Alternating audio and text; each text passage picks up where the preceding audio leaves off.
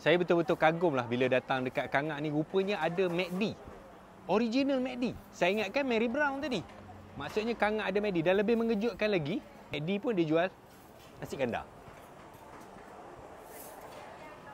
Dia dah jadi nasi kandar Hamid.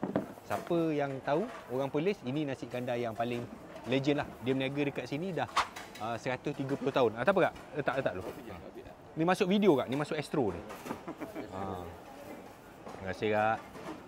Okey, sebenarnya ni bukan kali pertama datang. Kali ke-6. Tapi 5 kali kami datang tu gagal. Sebab yang merancangnya Bang Man. Bang Man ni dia apa pun tak boleh. Jadi selama kami datang tu tutup lah, tak buka lah, hujan lah, cuti lah kan. Sebenarnya kedai ni dia cuti sebulan sekali je. Dia buka setiap hari daripada pukul 5.30 sampai 11.30 malam. Tapi tak tahu kenapa 5 kali kami datang, 5 kali tak nampak. Jadi nasi dia adalah nasi kandar yang dicampurkan dengan pelbagai jenis kuah dan juga nasi dia berwarna kuning.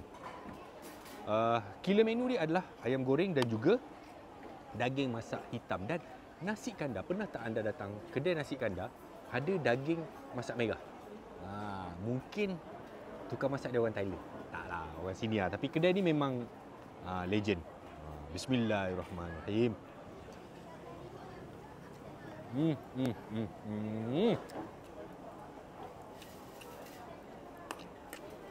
Daging tu dia masak lama, sedap, lembut, padu, jahat, abang lori, whatever. Tu sedap. Kuah dia pedas.